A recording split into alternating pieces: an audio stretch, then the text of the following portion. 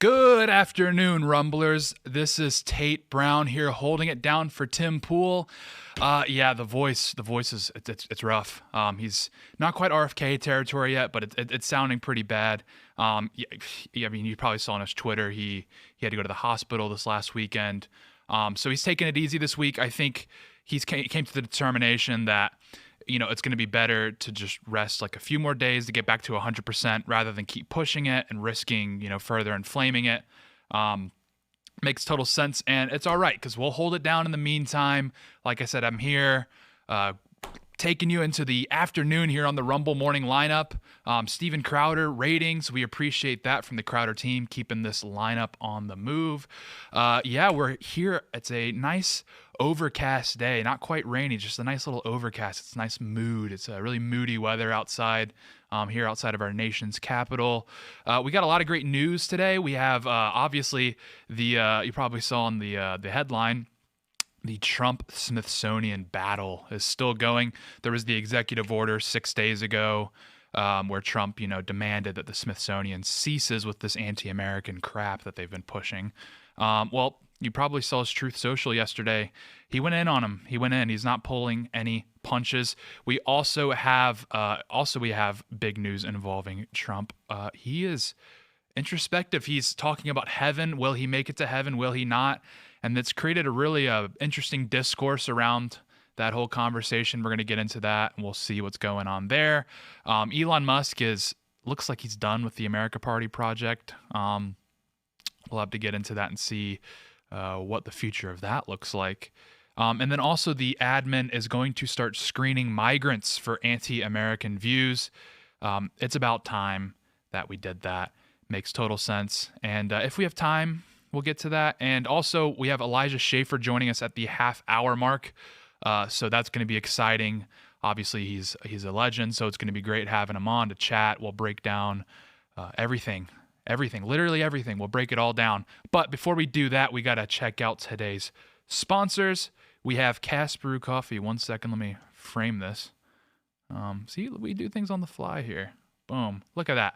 Now we're framed. Now we're here. See, Tim would have done that so slick and so quick. We're still getting there. It's a slow process. But anyway, first up, we got Cast Brew Coffee. We love Cast Brew. My first few shows I filled in, people said I was low energy. They said I needed some Cast Brew myself. And, I agree. So I started drinking some Appalachian Nights pre-show. Fire me up, and I do feel a lot more energized. So anecdotally, it works very well for me. So I would recommend heading over to Cast Brew and trying all these different flavors. You never know which one will end up being your go-to. I mean, we got the Colombian blend, the Stand Your Grounds. We have Ian's Graphene Dream, which is a smash hit. We had the live events these last few weekends, and the Ian's Graphene Dream flew off the shelves. So head on over to Cast Brew. Grab you some coffee, and while you got the browser open, you might as well head to Boonies too and grab you a skateboard. I mean, right? You might as well do a little double dip, as they say. We have some great boards over here at Boonies. We got the Declaration of Independence. We have the Uncancelable board, which, I mean, I've gone into the story many times. Super cool story, and in short, I'll say buying a board is like buying a ticket to a war with cancel culture. I don't know. I need to workshop that a little better, but it's fantastic. We have the Be Gay and Don't Be Gay boards. There's a lot going on there, a lot to unpack. The 28th Amendment board. If you like chickens, if you're pro-chicken, then I'd recommend picking one up. Even if you're anti-chicken, I don't know who is, but maybe take a look at that. The Chick-fil-A cows, I think, are anti-chicken. Anyway, I digress. Let's get into the news. And we got first from the New York Times, Trump said Smithsonian focuses too much on how bad slavery was. That's not a great characterization of what he said. But, we'll read the New York Times. We'll see what they have to say first. And then we'll get into the Truth Post itself. From the New York Times, President Trump accused the Smithsonian Institute on Tuesday of focusing too much on, quote, how bad slavery was, and not enough on the brightness of America, as his administration conducts a wide-ranging review of the content in its museum exhibits. Quote, the Smithsonian is out of control. So true. Where everything discussed is how horrible our country is, how bad slavery was, and how unaccomplished the downtrodden have been. Nothing about success, nothing about brightness, nothing about the future, Mr. Trump said in a social media post. This country cannot be woke because woke is broke. We have the hottest country in the world. So true. And we want people to talk about it, including in our museums. And that was from this post here, this Truth Social post. This was yesterday in the afternoon. I mean, it's so true. Trump just has a way with words, man. He's just a poet. And of course, the only thing they extrapolated from this, look, this big long post was this line right here, and chuck that in the headline. Anyway, Mr. Trump made the comments a week after the White House told the Smithsonian that its museums would be required to adjust any content that the administration finds problematic in tone, historical framing, and alignment with the American ideals within 120 days. Taken together, the administration's examination and Mr. Trump's post Tuesday were the latest example of Mr. Trump trying to impose his will on a cultural institution and minimize the experiences and history of black people in the United States. That is obviously the New York Times analysis of anti-American rhetoric. I guess they're saying this is the New York Times suggestion. They're suggesting that anti-American rhetoric is synonymous with the history of black people. That's kind of a racist conclusion to make, but that is what the New York Times are suggesting here. Here's a quote from Douglas Brinkley, a presidential historian that I've never heard of. It's the epitome of dumbness to criticize the Smithsonian for dealing with the reality of slavery in America. It's what led to our Civil War and is a defining aspect of our national history. And the Smithsonian deals in a robust way with what slavery was, but it also deals with human rights and civil rights in equal abundance. Obviously, that was Mr. Brinkley, a presidential historian. Sounds nice, nonpartisan, neutral voice, obviously. The epitome of dumbness, maybe some editorializing there. I don't know. Anyway, since taking office, Mr. Trump has led an effort to purge diversity, equity, and inclusion policies, aka DEI, from the federal government and threatened to investigate companies and schools that adopt such policies. He has tried to reframe the country's past involving racism and discrimination by de-emphasizing that history, preferring to instead spotlight a sanitized, rosy depiction of America. So, I mean, just take a look here at Trump. This is not consistent. Trump here is saying nothing about success, nothing about brightness, nothing about the future. Because what's the point of examining American history if you're only going to put a spotlight on its worst traits, its worst moments, its lowest moments? I mean, the thing about Trump, the thing that makes him so compelling to Americans is you got to remember, like when he came down that escalator, right? The culture we were in was the culture of Obama, which was the culture of apologizing, the culture of making you feel bad for being American. I mean, infamously, he had an entire media tour where he went to all these different countries and just apologized for things we had done in the past. Like, I mean, he apologized to Japan for the atom bomb, which is crazy. And so, yeah, the entire vibe of the Obama years was just embarrassment. It was like we were embarrassed to be American. You always had this. July 4th wasn't a celebration. It was supposed to be this day of introspection, right? It wasn't a day of joyous. I mean, we built the greatest country in the world. Shouldn't we celebrate this? This is a wonderful thing. No, actually, we need to think about every little thing that we've done that may have been wrong because I guess the standard is perfection. Anyway, if the standard is perfection, America is probably the closest to it because this is the finest country, the most powerful country. Americans are fantastic people, and Trump recognizes this. And again, I love this. Nothing about success, nothing about brightness. Brightness is such a great word to use. That's a word that you wouldn't expect to be in the arsenal of a president.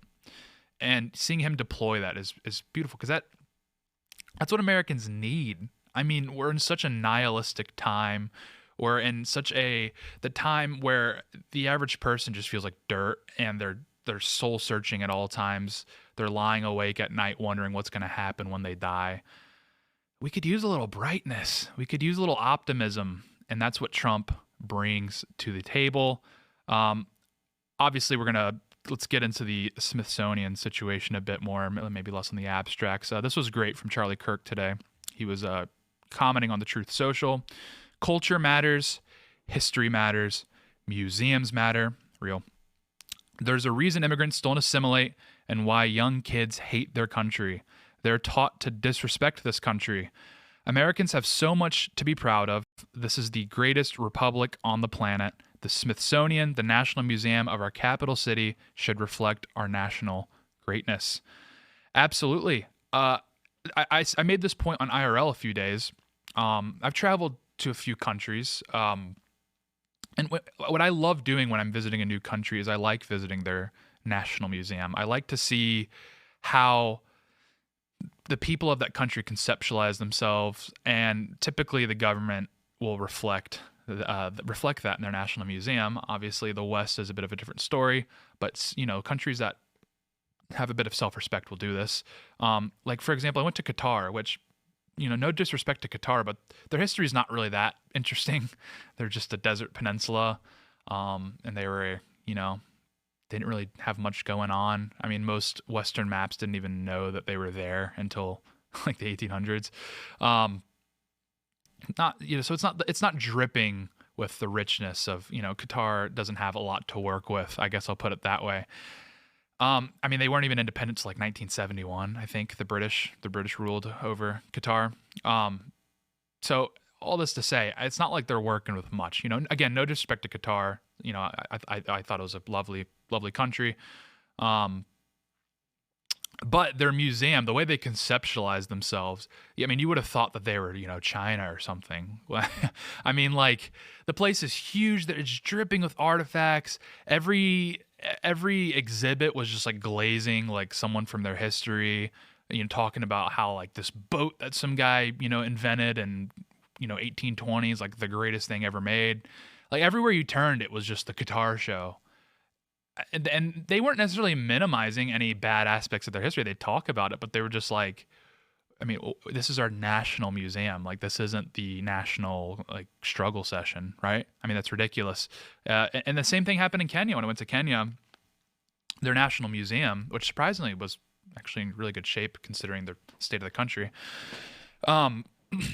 Again, it was a healthy self-conception. They didn't hate themselves, which is, coming as a Westerner is so rare because the United States and then by extension, the UK, France, Germany, the Netherlands, all of these national museums in the West are just like self-deprecating. It's like they hate themselves. And it's basically just, thousands of square feet of apologizing. That's all that's really going on in these national museums in the West.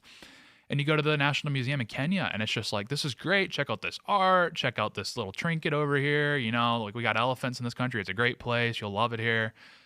It's just a healthy self-conception. It's like it doesn't feel like suicidal, like when you're going through the Smithsonian. Like if the United States was a person, the Smithsonian would be like its suicide letter. I mean, seriously. I hate to be grim, but that's exactly what's going on. Is it's just like profusely apologizing for everything. Like, just, I invented slavery, basically. Like, everything is just sad and depressing. There's no brightness, like Trump said. Zambia. I mean, I went to the National Museum in Zambia. That place was falling apart. And they just threw, like, a jacket up on a wall, and they're like, oh, our president, 30 years ago wore this and gave a great speech with it. I mean, Zambia has a lot going on, a lot of sadness there. It's not, it's not the most pleasant country in the world, but they figured, little kids from schools and whatever foreign tourists we do get are going to visit the National Museum. So why do we want to emphasize the worst qualities of our country? I mean, this is supposed to be the greatness of our country on display. So anyway, I mean, look, we know all about it. We know what the Smithsonian's been up to. It's an academic institution. So none of this is a surprise. This went viral. This was a infographic that the Smithsonian had put out. The aspects and assumptions of whiteness and white culture in the United States. I'll breeze through it here. You could dive into this deeper. We also dove into it on IRL recently as well. I don't remember which day that was. But here are some traits of white culture. Take from this what you will. Maybe we'll analyze it afterwards. But here's some traits of white people, broadly speaking, in the United States: rugged individualism, family structure, emphasis on scientific method, history, Protestant work ethic, religion, status, power, and authority, future orientation, time, aesthetics, holidays, and here's some of the holidays, justice, competition, communication. Now, obviously, a lot of these are describing the subject, and then they break down the specifics of it. But some of the stuff, like right here, follow rigid time schedules. Now, this this infographic was produced during the George Floyd era, so it was kind of an attempt to tear down white people. And this infographic, I guess, was supposed to make you self-aware of your whiteness, and at the time, whiteness was a pejorative. Obviously, this has evolved a bit. People don't really feel bad for being white anymore, but at the time, it was deployed as a pejorative, and some people still do. But some of this stuff is like, I mean, you could go to some certain corners of the internet and see this exact same infographic with a different logo on it, and it would be like a pro-white culture infographic. I mean, saying following time, so being like punctual is now white culture, I guess. I mean, there is some truth to that, I suppose. But anyway, the Smithsonian, the fact that they thought this was like a dunk on white people, that just shows you that they have an act, and still do have an axe to grind with white Americans, who obviously make up like a foundation of the country, specifically those from like England and Scotland and the Netherlands, etc. Here is this, and this is a domain you can go to. So this is the Smithsonian. This is 8 months into, this is actually 8 months into the Trump administration. 7 months. Anyway, our shared future, reckoning with our racial past, an initiative and this is the Smithsonian, right? This is our national museum. Here's from their official website, an initiative for social change.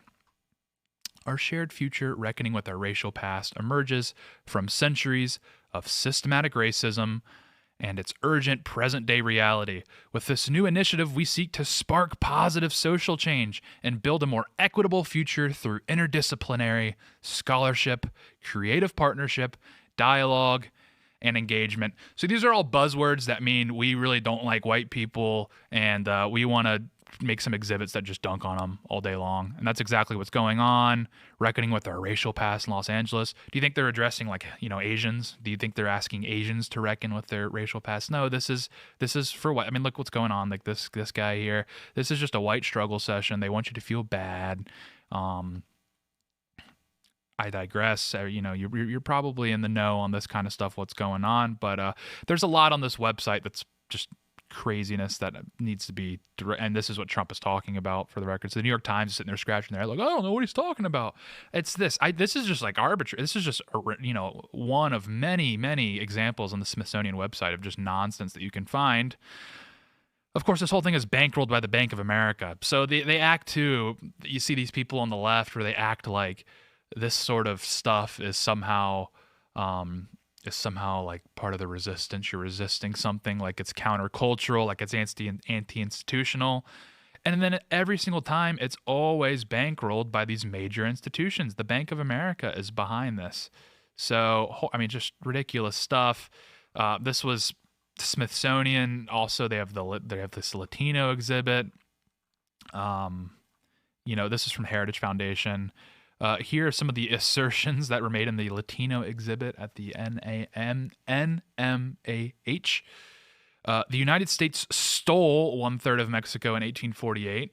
I've previously covered why that's false. Also, the territory that Mexico controlled that we won in the Mexican-American War was controlled by them for 30 years at most. So that's not a very great claim to begin with.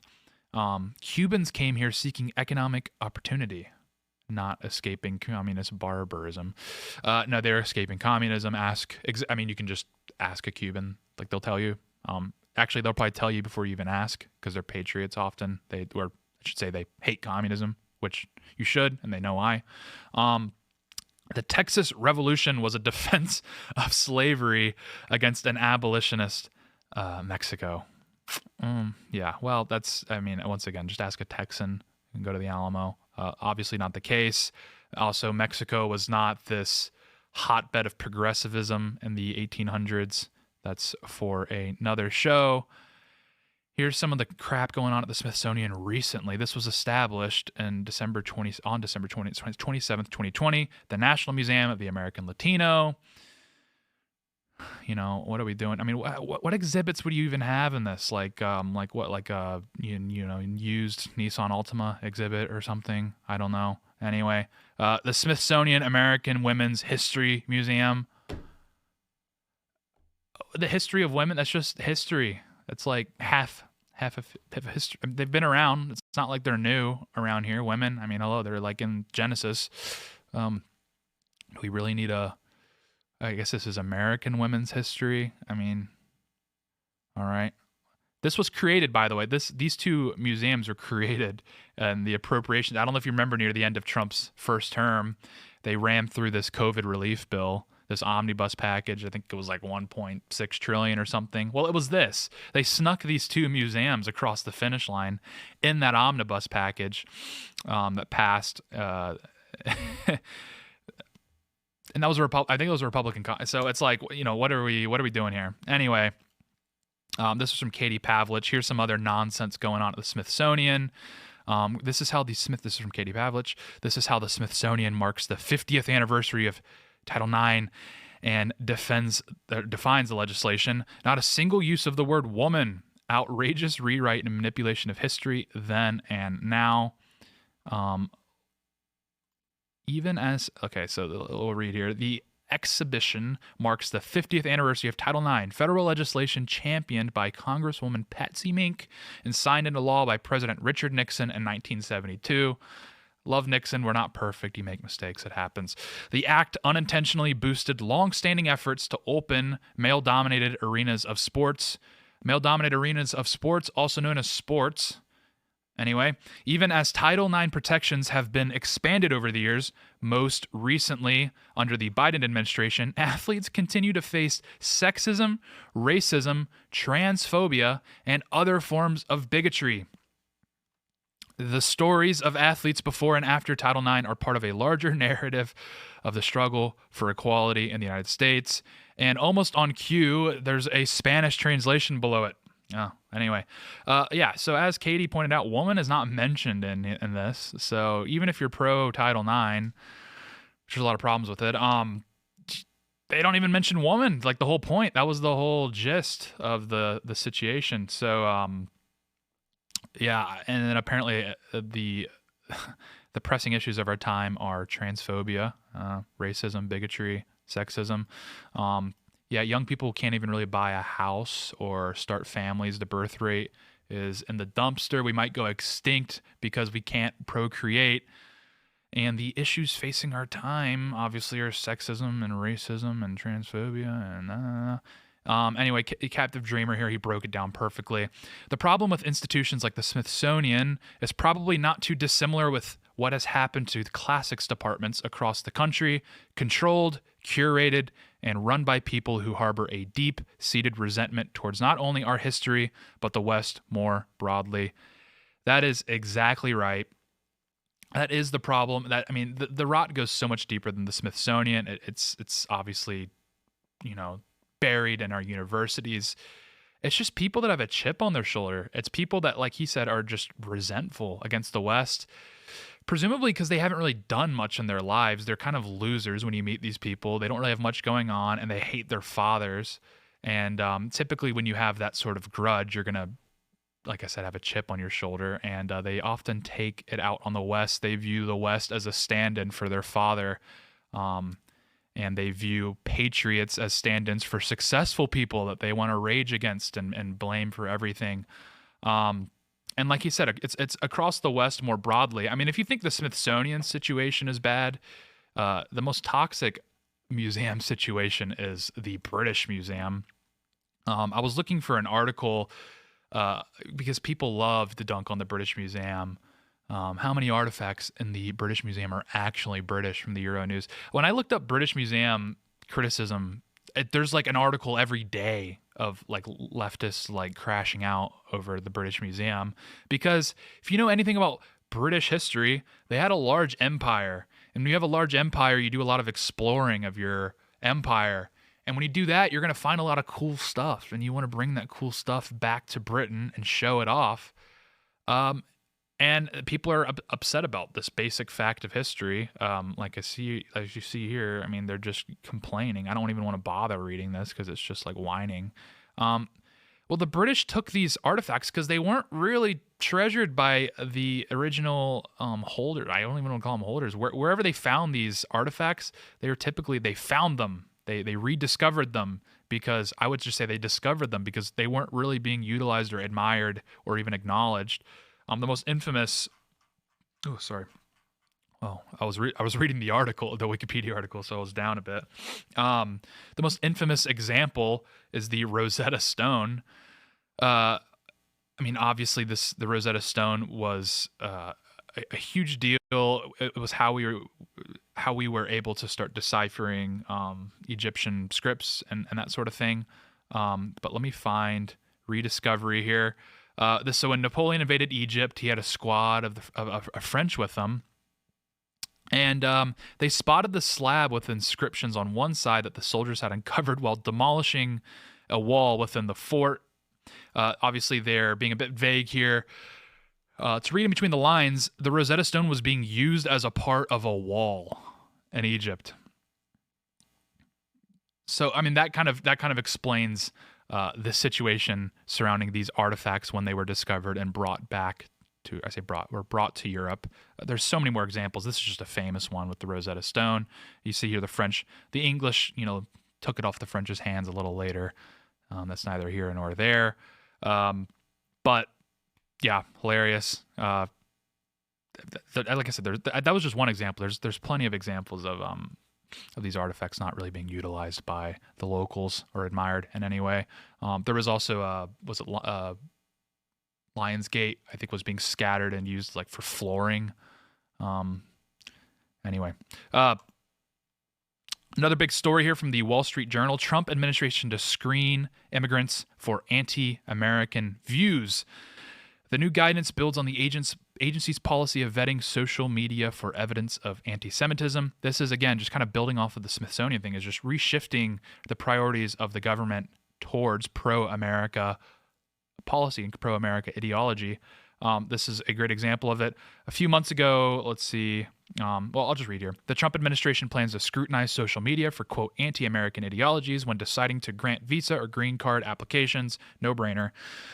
ICE, the primary agency in charge of legal immigration, said Tuesday that its officers should give significant weight to evidence that an immigrant has, quote, any involvement in anti-American or terrorist organization when reviewing residency, work, and visa applications.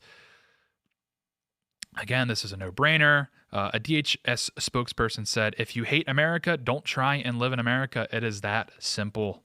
So true. It really is that simple. Let's see here. This is the good part. Well, yeah, this is what I wanted to talk about right here. The latest directive builds on the agency's April announcement that it would screen immigrants' social media for evidence of anti-Semitism. As part of that shift, many immigrants, including those applying for tourist or student visas to the U.S., must now submit their social media handles and make their public profiles public for officers to review. It's a no-brainer. I mean, like when you look, unfortunately, your Twitter typically is good insight into your mind because people tend to just fire off what they're thinking, which is, again, probably not a great thing, but it makes it very useful because if people can't even, contain themselves on Twitter and contain their anti-American views on Twitter, then who knows what they're harboring deep in their hearts and the resentfulness they have against Americans. And that kind of is the problem, as you're seeing with the Ilhan Omars of the world, is you have a large chunk of the country that despises Americans, that despises heritage Americans specifically. They put out these types of Smithsonian, pamphlets here as an attempt to dunk on heritage Americans or white Americans, whatever you want to call them. Also, I remember people freaking out in April about this on Twitter. They were like, oh, we're screening for anti-Semitism, but we're not screening for anti-American rhetoric, which I actually kind of said the same thing. I was like, okay, that's true. We don't want people coming here that are, filled with hate. That's obviously, if you hate Jewish people, you wouldn't like the United States very much because we have a lot of Jewish people. So, it wouldn't be a great fit if you just have that going for you.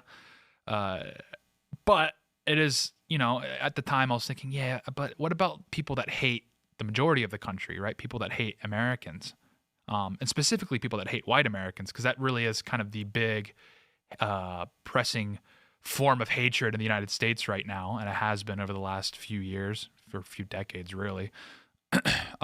So it's a relief. It's a relief to see the Trump administration screen immigrants for anti-American behaviors. They could just whip this out. They could utilize the Smithsonian's little piece here, and they could just rattle these off and say, what do you think about individualism? What do you think about, family structure? What do you think about the Protestant work ethic? That would actually get a lot of people on Twitter in trouble too, but that's neither here nor there.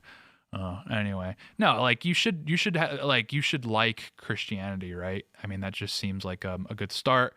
I've always said the test to enter the United States to see if you'll be compatible with America is if you can eat a bacon cheeseburger. I think that would be the optimal way to do things. So with that, thank you for watching this portion of the morning live show.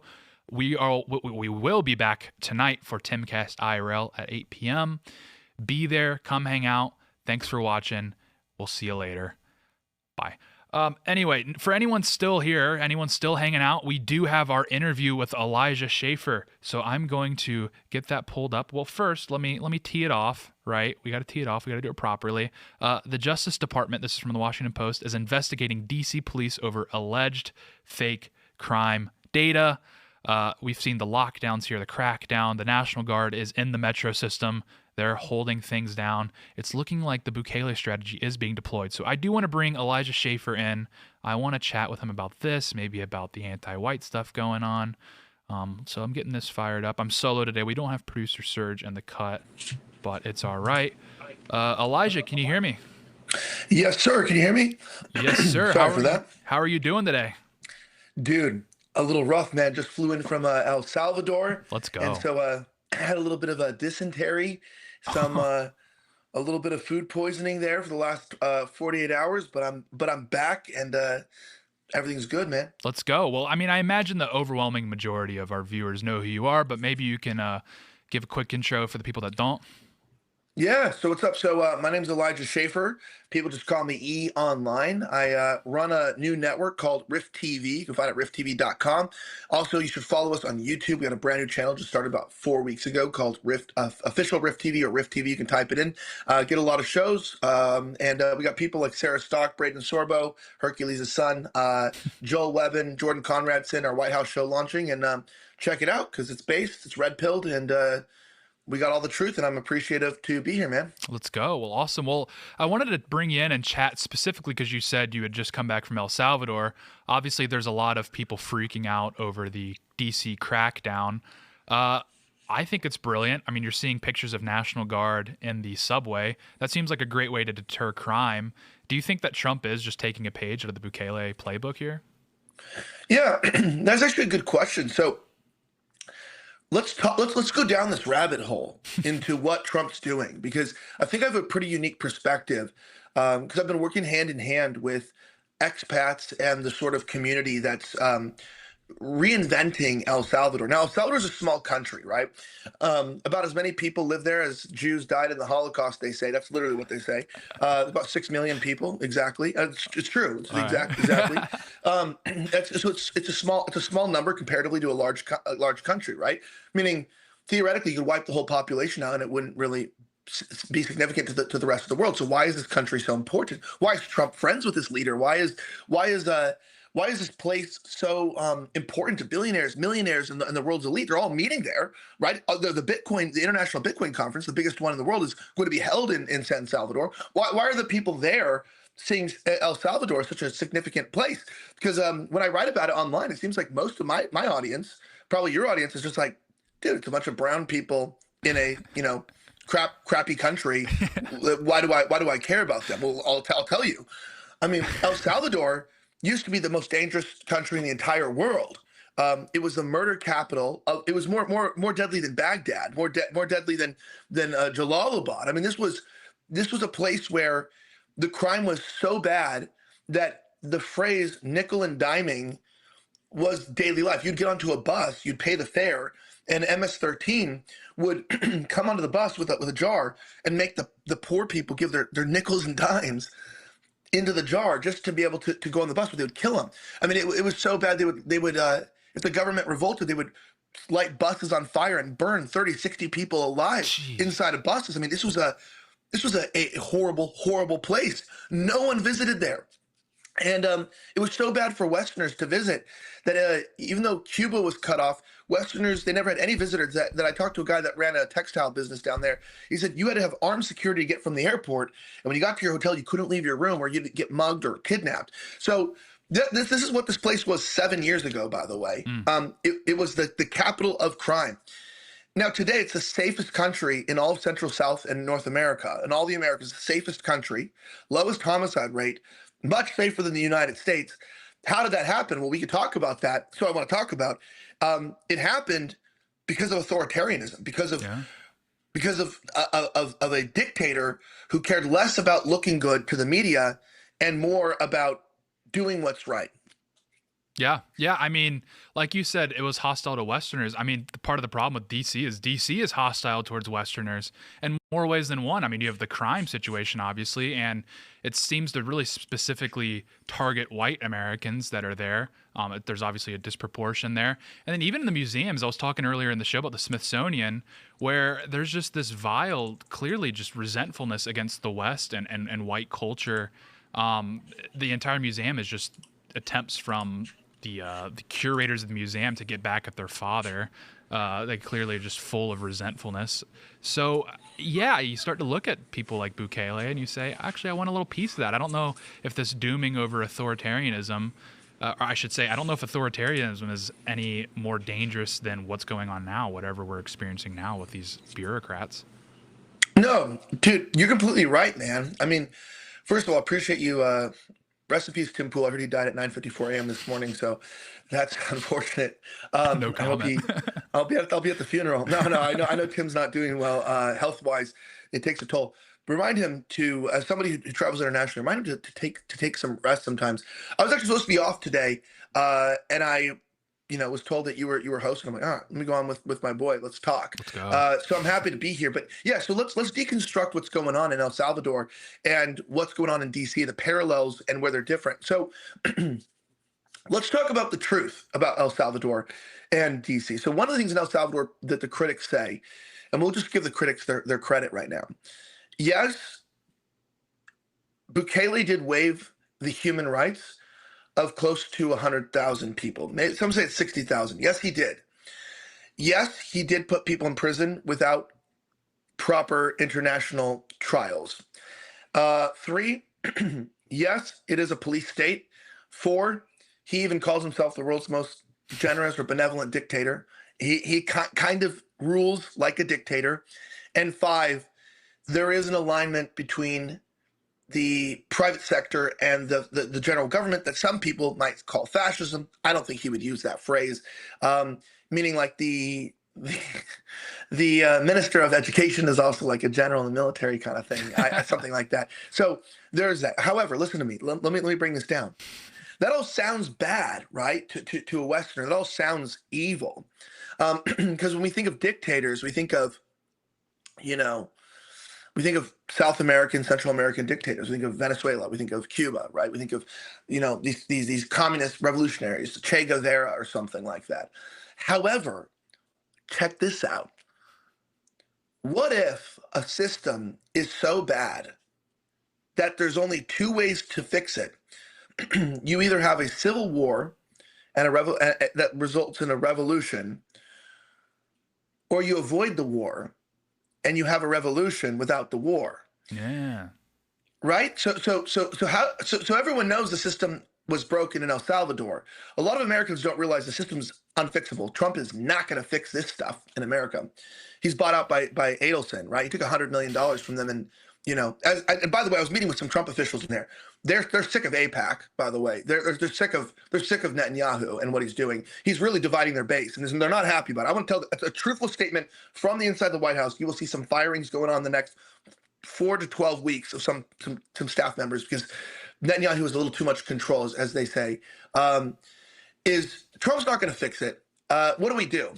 We could kill each other in a war, which would be horrible, right? That's not good.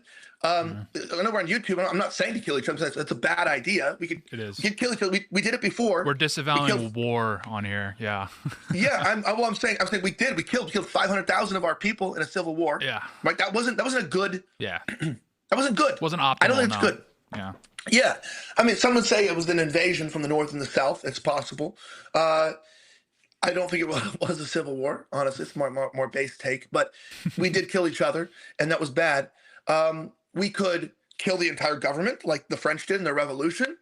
Also, not the best option. It would. These things might both work, but here's the problem: if we kill each other, we kill the government. It's not a movie. This isn't Hollywood. Right.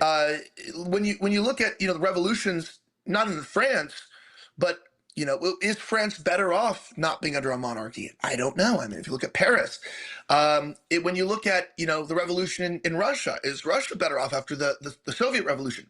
I don't think so. Is China better off after Mao's revolution? Economically, yes. After they stole all our trade secrets and architecture, yes. But I've worked there. The society isn't amazing. So we look at this and it's like, okay, those are the two options. And what Kayleigh said is, what if we just stop for a second? What if we don't kill each other? Because they were in a civil war. What if we stop killing each other? And they had a Democrat and Republican party there, just like us, the left and the right? So they had the uniparty there that worked together. And what if we don't kill the Republicans or Democrats, because they're equivalent to the Democrats or Republicans, right? The Democrats say kill the Republicans say kill the Democrats. That's what we got to do. That's why they had a civil war, And I said, what if we don't do that? What if we just isolate a portion of the population? And they're calling this the Bukele model now. People aren't familiar with this. You're going to see other Central American countries do this. They're trying to create a united Central America like the United States. I don't know if you know about this. They're creating an entire empire down there. It's crazy. It's fascinating stuff. And he goes, what if we just raise the wages of the police and the military when we don't have the money so that they can't be bribed and they can provide for their families? We stop paying cops, like in America, 60 grand a year, and troops like 30, 40 grand. What if we give them 100 grand a year, like a U.S. soldier? What if we give police $120,000 a year?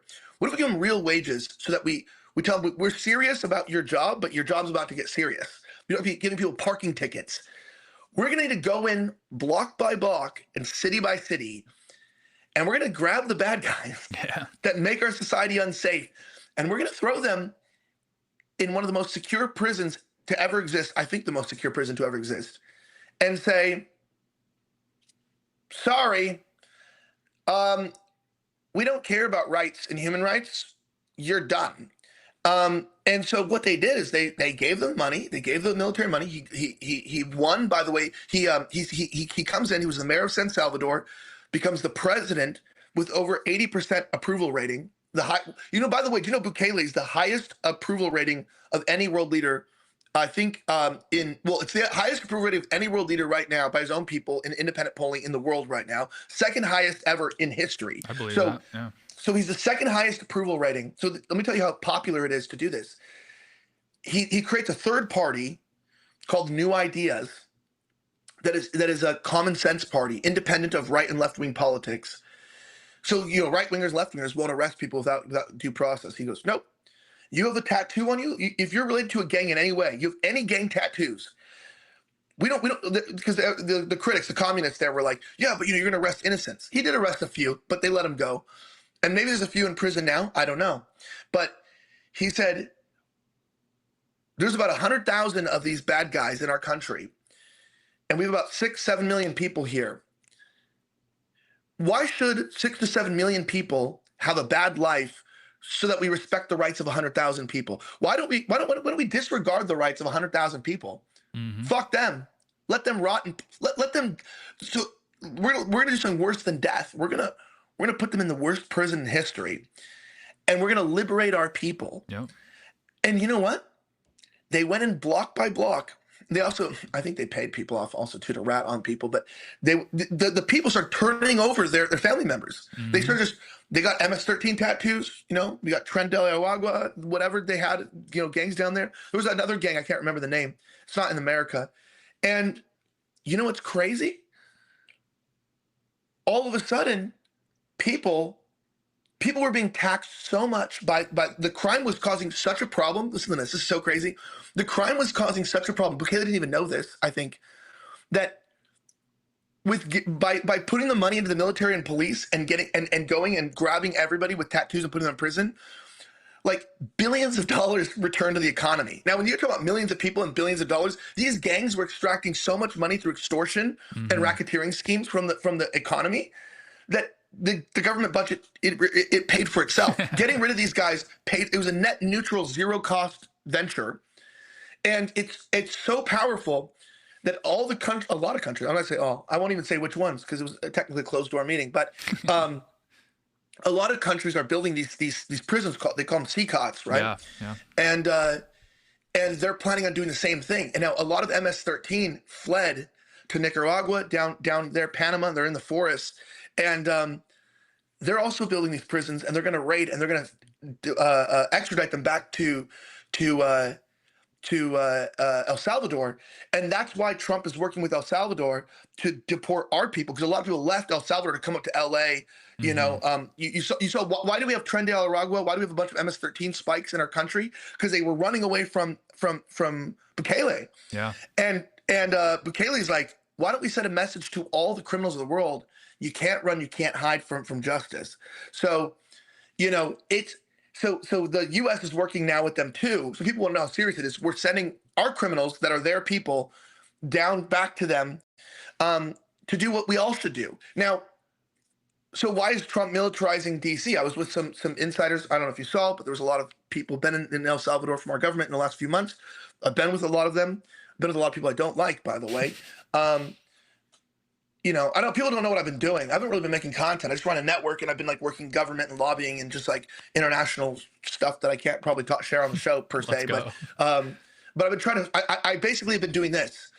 I saw what happened in El Salvador, and I see what's happening in our country, and I'm like, why can't we do that? Why can't we be authoritarian police state and just get rid of these people that suck the living shit out of our country? Why can't we just, like, you go into Dallas, which is, by the way, 28% white now.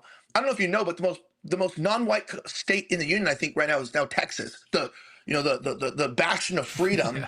So it's like we've replaced the population. White replacement already succeeded in Texas. No issue with brown people, by the way. No issue with Mexicans and Venezuelans or anyone. Like, I don't have any issue with these people. I employ some of them. They're not. It's not an issue. But white countries need to remain white. That's just period, right? El Salvador should remain El Salvadoran. Like, it's not a supremacist statement. It's just Western countries are white. Western means white. WW. It's a win-win. It's like that's who we are. Some people live in our countries. We're not white anymore in America, unfortunately. I think they're lying about the stats. I think we're minority white now. Certainly with the illegals, probably. Yeah. I think so. I think, dude, come on. Do you ever go into cities and ever see a majority white city in the entire country? Because I've never seen one. No, there may be Portland, Oregon. That's probably it. Well, I don't know if we're counting lesbians as white people. Yeah, that's true. Yeah. That's a good salient point. Sorry, has there been any straight cities that are only white? And no issue with the queers either. Like, it's the same thing. Like, you got a few queers in a city, that they call that a city. You got a few browns in a city or blacks in a city, it's a city. But you got everyone's queer, you call that Portland, right? like Yeah, it's it's like real. everybody's brown. That's just called Los Angeles. Right. So and black, well, we call that Atlanta. But but yeah, but like, what's the white city in America? Maybe Maine, maybe Maine, New Hampshire. But they're busy voting in liberals. They're destroying themselves. Whites are a Yeah. self-destructive, race, Yeah. and it saddens me. But yeah. So what I found is that with the militarization of DC, is you can just do things.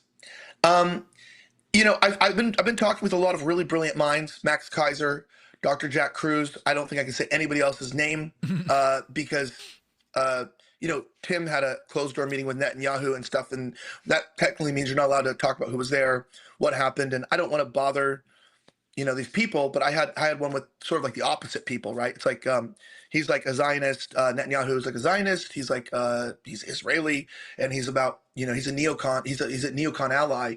These guys I met with are the opposite. They're Mm. basically, they've got into a room of people that meet under a name of the greatest thinkers and minds who meet up in El Salvador to find out why we can't do that in our countries. Germans are there, the French are represented, the White House was Mm. represented.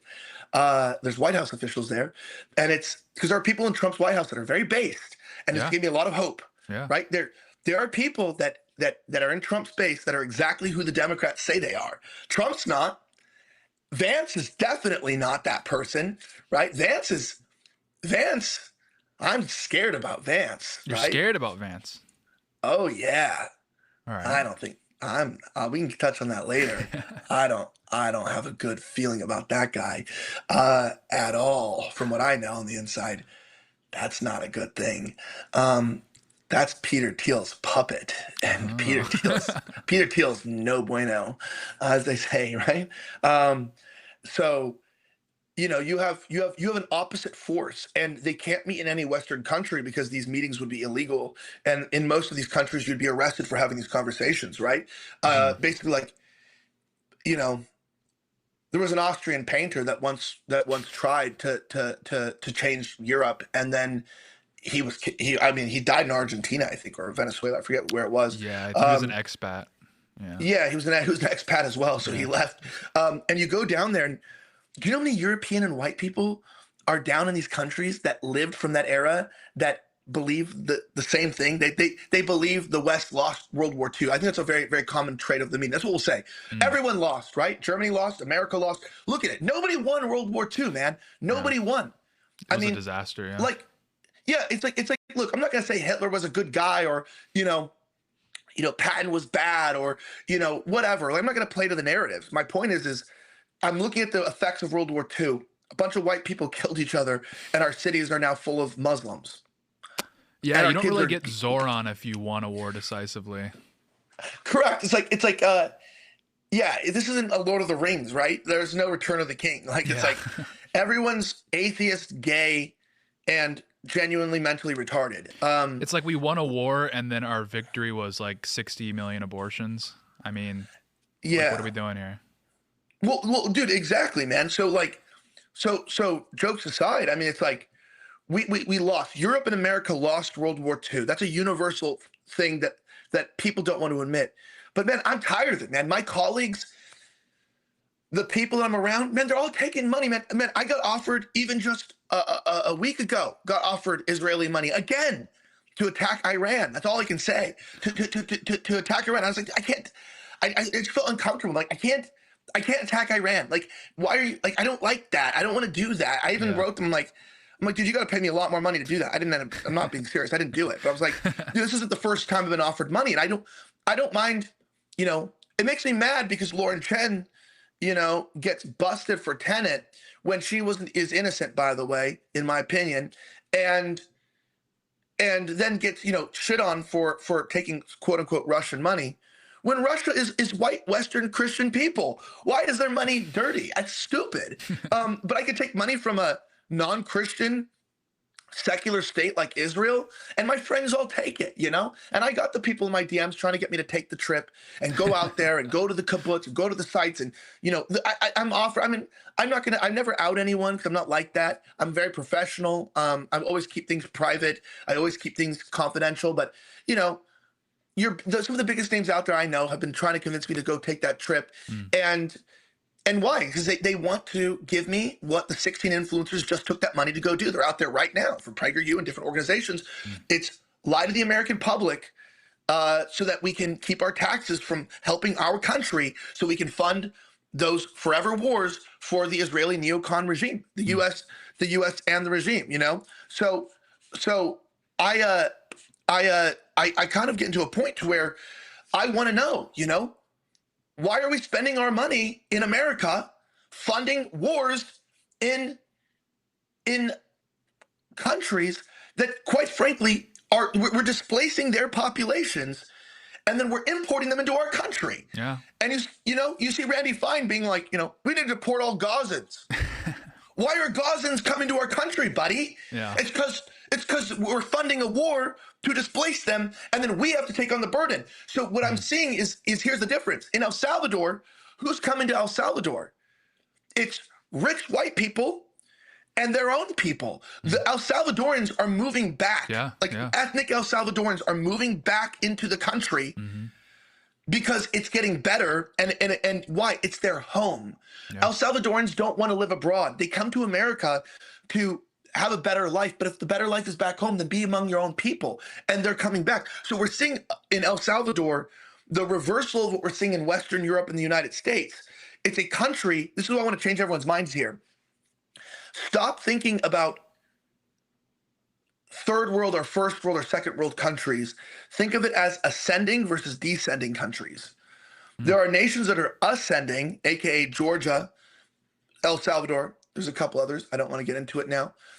And there's descending countries, right? China's ascending. It's getting stronger, mightier, greater. The West is getting weaker, less influential. You know, just to remind you, at one point, the Mexican police one time looted a pastry shop of a French citizen. And the French citizen asked the Mexican governor of the region to give him the pesos to repair his shop from their police that looted the shop. He said, no, basically you're French, you're not even Mexican. He wrote a letter to the French king. The French king wrote to the Mexican governor, hey, I think it was I don't know if it was the Mexican governor, I don't know what they call it at the time, but wrote him, basically give him the money. Also, you also owe us 300,000 pesos, adjusted for inflation today is, you know, hundreds of millions of dollars. You know, you owe us also a war debt. The governor basically said no, and the French sent their navy, blew up all the Mexicans' navy and leveled the town, and then made them pay the war debt and fix the shop. So, like, there was a time in history where white people were cool, and we didn't take shit from anyone, and now we're crying. We're letting black people punch us in the face because we say a word they don't like. We're chopping our children's dicks off, and we're, you know, repenting for what sins? Oh, I'm sorry, for giving you the entire modern world, for giving you everything that you have. 97% of inventions we invented. You're welcome. Yeah. So, you know, I'm tired of this, and I got two beautiful boys. You know, I got two beautiful boys, a lovely wife, and I look at them in the face. And it's like, my family was here before the revolution. Yeah. They settled Philadelphia and also the Midwest. My German family settled the Midwest. My English family settled the East Coast. And they came here with nothing. I read their journals. They fought in the Civil War, not the correct side, you know. But they fought for this country, and technically the Germans fought against the English side. But still, they intermarried. We created a new Anglosphere. They did all this several hundred years. You know, my family's, you know, government, you know, intelligence defense contracting. Like my grandfather helped develop the stealth technology. He helped develop the B-2 bomber. That's crazy news, but it's Based, like, yeah. he helped develop the B-2 bomber. My mom helped develop the B-2 bomber too. They worked for Northrop Grumman. To this day, I don't know what they did because my mom told me they'd have to kill me if they told me. So I don't know what they did. But he just said, your grandpa has level 1 security clearance and he works for the White House and, Congress, and that's just what he did, right? And whatever he did, he made a shit ton of money because he owned lots and lots of houses, had 8 kids, and still left a lot of money to each of his children. So, even adjusted for inflation, he probably left a couple $100,000 to each of his kids back in when he died in the 90s, and houses to all of his kids and stuff. So the guy did well for himself. But as a heritage American, I don't like what I see, and I'm not okay with this. Mm-hmm. And I'm not telling people to flee to El Salvador. I'm telling people that our people, we bring the Anglosphere with us, and they speak Spanish in El Salvador, which is a European language. So Europeans went, fuck this, and went out and settled new land and figured out what to do because it was bad where they were or they didn't like their situation. Mm-hmm. Americans speak English, which is what? English. It's from England. It's like we don't speak German. Everyone's like, oh, what if you spoke German? I wouldn't even care. But it's like, we speak English. There was no England here. Mm-hmm. I imagine if their ancestors were like, why'd you go to America? It's not England. It's like, well, because the brilliance of our white people has been destroyed by the corruption of the king or the Anglican Church or whatever they thought at the time, right? So it's like our country is being muddied with mass non-white immigration, Indians who make U-turns and kill families, in semi-trucks. The best thing to come out of 2025 is the hate for India. That's the best thing to come out of 2025. It's a new trend, yeah. Yeah, it's a good thing. It's a very good thing. However, I'm just reminding people that there's a third option. And I think what Trump's trying to do is, I think Trump is talking to Bukele and he's realizing, like in El Salvador, they had a civil war, they killed each other. They had revolutions, they killed their government. And the third option, which is, running away. People left, they fled. In America, you don't have to leave yet, but Israel owns our politicians. Whether you support them, maybe you like that, right? That's a key thing. Like, some people don't like this, some people like that. Israel owns a lot of our politicians, not all of them, but a lot of them. Marjorie Taylor Greene is being very vocal about this. This isn't me being anti-Israel. I'm not anti-Semitic. I'm actually pro-Semitic in a lot of ways and pro-Israel in the fact that, I think I'm a meritocracy guy. I think land belongs to those that conquer it. And if Israel conquers that land, then they can stay there, and they can stay there as long as they can defend it. But I don't want to fund it anymore. Yeah. And I think that if people like that place, they should go live there. Mm-hmm. So to every American who loves Israel, go move there, because the boomers and all of you retards love that country more than this country. I like this country. I'm happy to be home, but I'm being honest with you. People aren't having kids, so they're pussies. They're not having children, right? So they don't understand the responsibility that a man has. Like, we have to fix this because my kids are disadvantaged right now. If my kids grow up in El Salvador as white boys, they're advantaged. You in our country, the only advantage you have is if you're white. Maybe if you're transgender or gay or something, Yeah. right? Like, I'm being honest. Yeah. And if you're not white and you're watching this isn't like some white supremacist rant. It's like, being honest. When the country is not white, it's no longer the West, and it will become something that you don't recognize. And I think what's significant about El Salvador is El Salvador is run by the Palestinians, right? It's true. Bukele, completely run by no dude. Trust me, man. He's got a lot of brothers. Oh, I believe it. It is an authoritarian state. So I'll say this. Not good to talk bad about Bukele in El Salvador. Don't do it. Yeah, why would you? There's not much material anyway. No. No, I know, but just don't do it. Don't do it. It's not a democracy in the way that America is. So, however, people don't realize that if you do want to talk poorly about him, you can criticize him, but I don't have a lot to criticize. And what Trump's realizing is you can just deploy the military. You can just do things. And I spoke to some people in DC who have said that, dude, in the last 2 years, it's gone out of control. I was there a year ago in one of the nicer districts near the W Hotel. There was a shooting across the street. When you're having shootings in nice areas, it's a big freaking problem.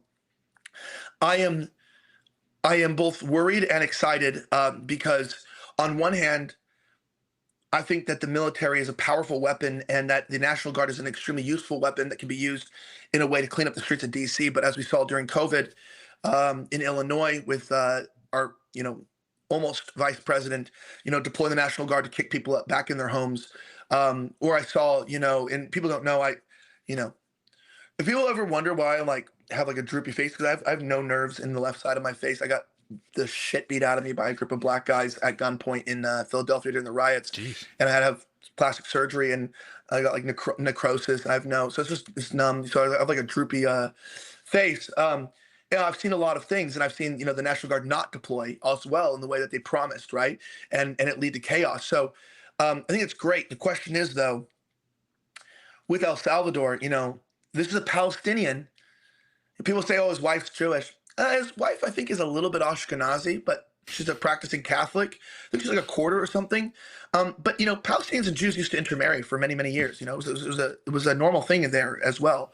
They're Semites. They're the same ethnic. I don't think she's Ashkenazi. Actually, she's whatever the Semitic side was.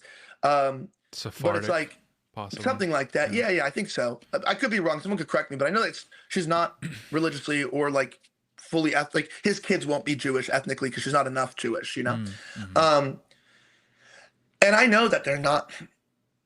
It's dude, they're so crazy. Number one, they use the dollar, but in order to prevent the USA from influencing him, he made the national currency Bitcoin. Mm. Which this is where I want to get people's minds off this. You got this argument going on. You got like Tim Pool, Charlie Kirk, Brandon Tatum on one side, pro-Israel, and then you've got like Candace Owens, Tucker. He's not so open about it. Tucker, Nick Fuentes, and a few others that are this like anti-Israel stance. We have this big argument going on of like, are we pro-Israel or anti-Israel? Are we anti-Semitic or are we philo-Semitic? I think Elon Musk said the word philo-Semitic. He says philo-Semitic. Um, I'm not seeing this as being a constructive argument, really. I don't really see these fights as really getting us anywhere. And unironically, I've worked with all these people, and it's like I literally have Nick Fuentes on my show. I'm on Tim Pool's network right now. I've gone on Candace's show, and we talk privately. I've made a movie with Tucker Carlson. I spoke on main stages and tours with Charlie Kirk, and they invited me back this for AmFest as well. So I'm not I'm not like on one side of the aisle here. I get everyone. I know them personally, and I get why they're mad at each other. I get why Tucker's mad at Nick Fuentes. I mean, he called out his dad for being CIA. His dad's dead. You're going to get defensive of your family. I get why Candace Owens doesn't like Nick Fuentes.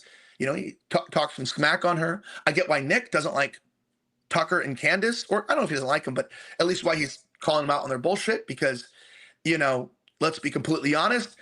They lied about him and said he's a gay Fed, and he's not gay. He's not a Fed.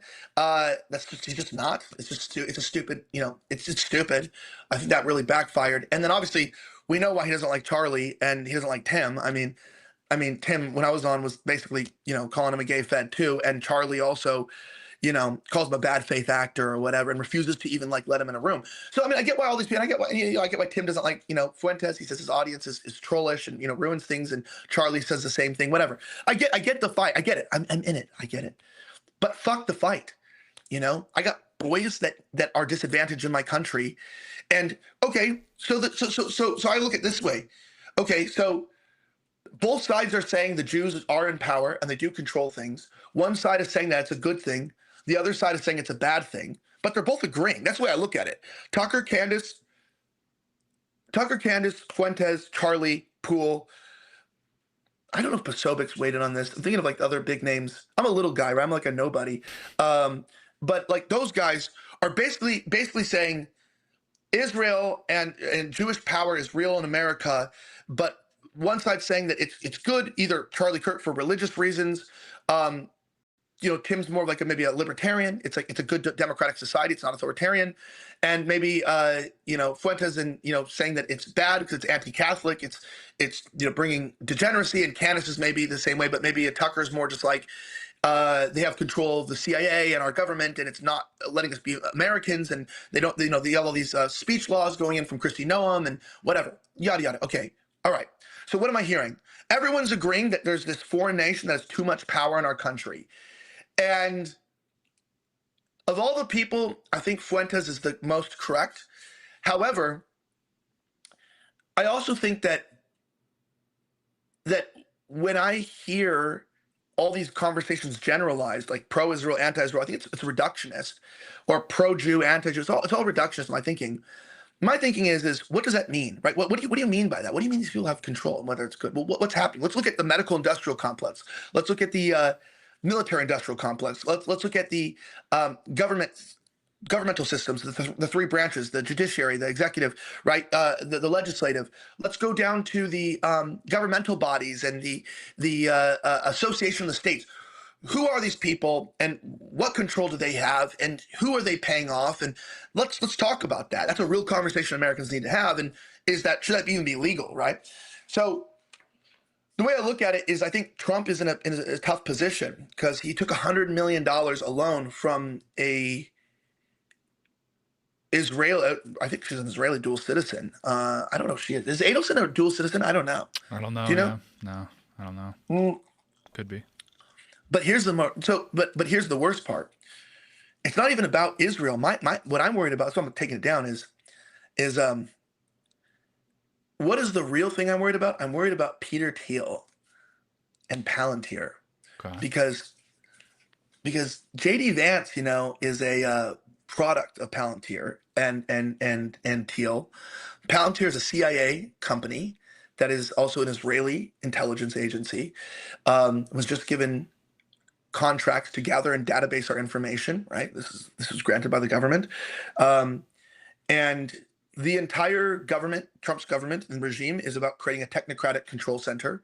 That's why Christy Dome started her DHS choose place and started with ensuring that Real ID took place. Real IDs are about creating a database of Americans and starting this collection of our data.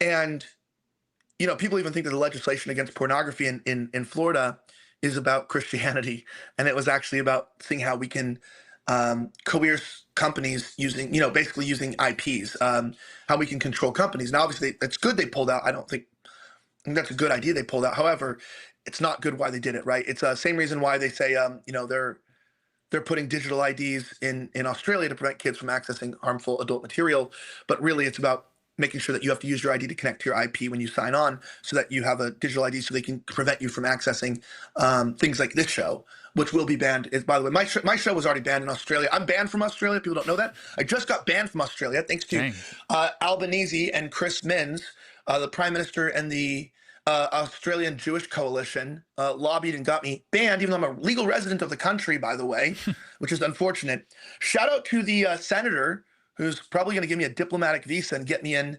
Candace Owens, by the way, is going to win her case. She's banned as well. She's in the royal court. She spent, I think, $400,000 last time she told me already on getting her visa reinstated. But I got banned, by the way, from there for promoting nationalist. I think they said someone on the inside told me nationalist ideals. So I'm like promoting white Australians to love their country and fly Australian flags, which is considered racist. Anyway, Go figure.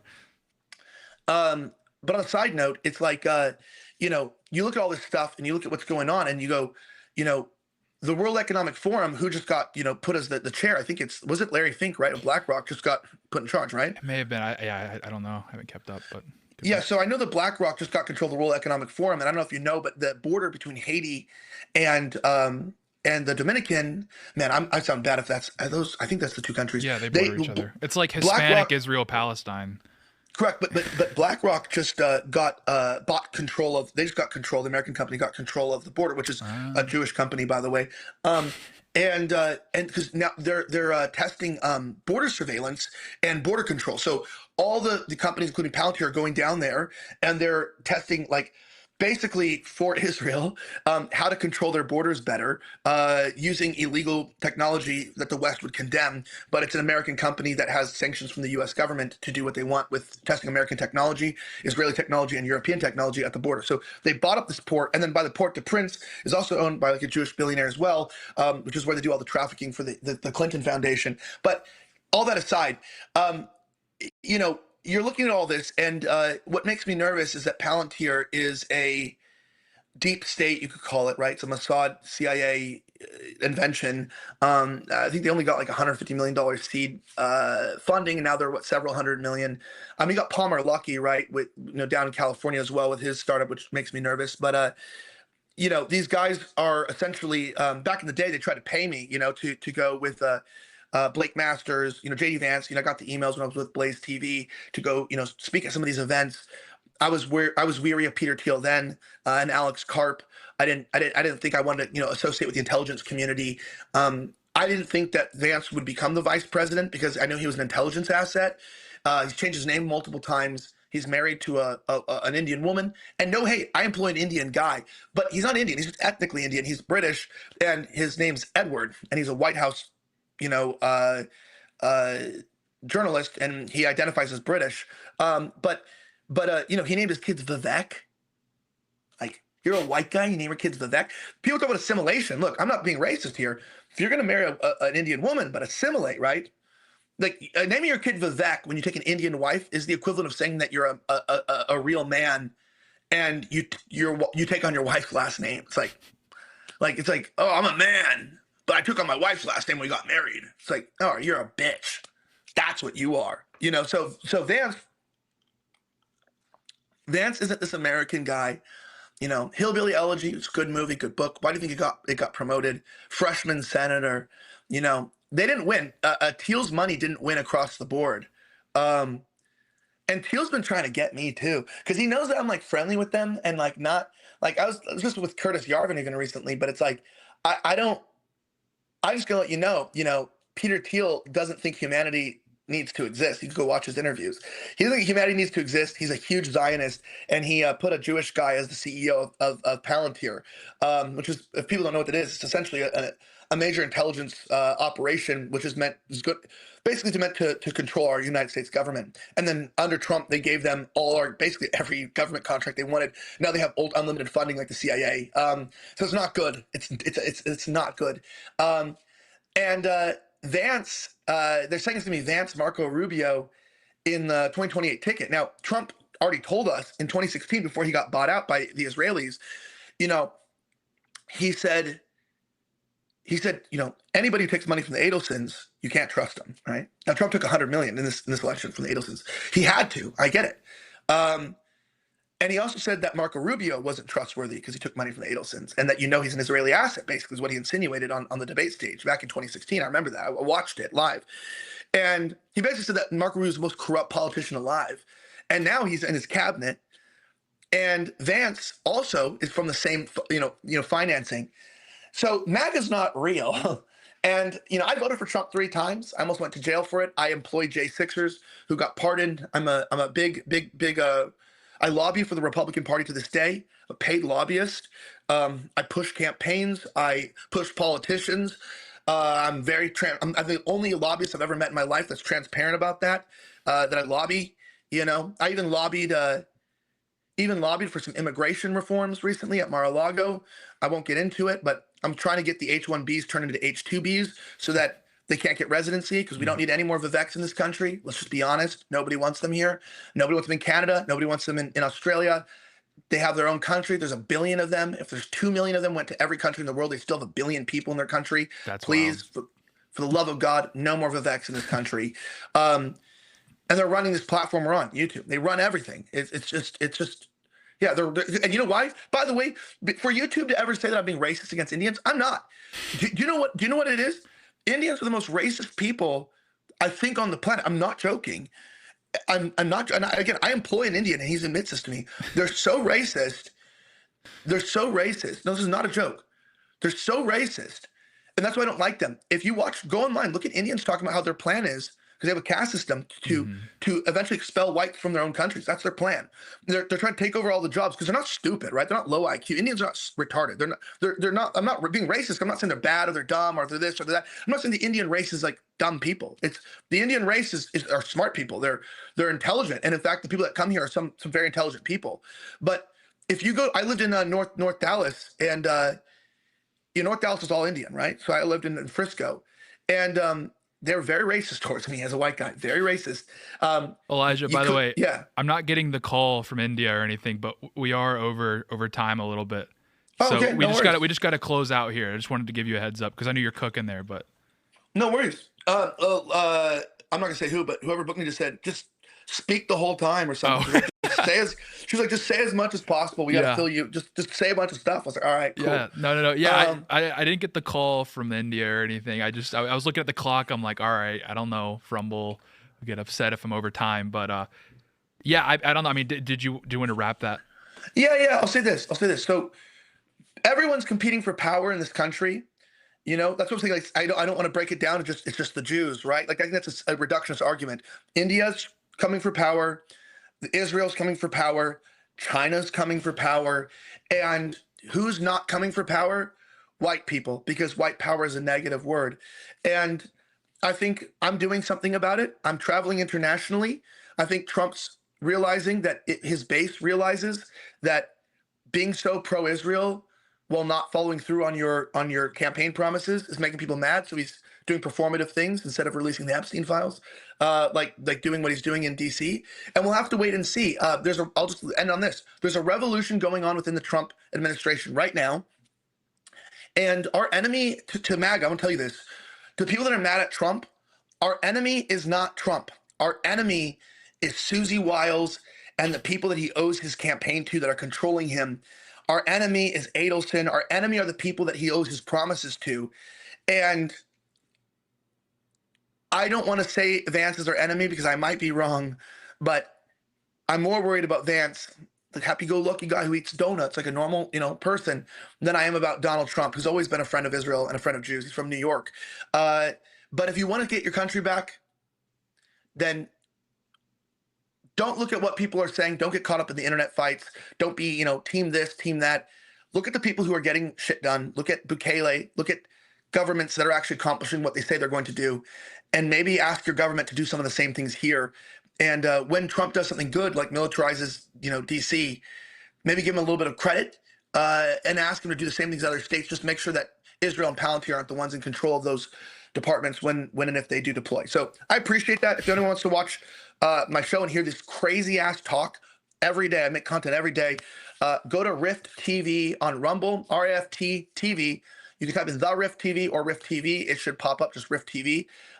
You can watch it on YouTube. We're on X, Elijah Schaefer on social media. And you can also get us on audio podcasts. And again, we are live tonight at 7 p.m. Eastern time, right before TimCast, 7 to 8 p.m. on Rumble. Again, follow us there if you're watching, and on YouTube. We have a brand new channel. Appreciate it. And thank you so much. Cool. Thanks, Elijah. Well, I appreciate it, man. Have a good rest of your day. Cheers, man. Appreciate you. Yes, sir. Alrighty, here, let me exit out of Ninja here. All right, well, that was a wild one. We're a little over time here, about 20 minutes over time. He was riffing. There wasn't much room for pushback either. I mean, there's a lot going on, a lot being said, but no, it's always great to have a guest come in and speak their mind. I mean, there's a lot of good stuff in there, obviously, but maybe, I don't know, we can get him the culture where, I'm a MAGA guy. I like Vance. He's a good dude. But yeah, anyway, thanks for watching. We'll be back tonight for TimCast IRL at 8 p.m. You can follow me on X and Instagram at RealTapeBrown. Thanks for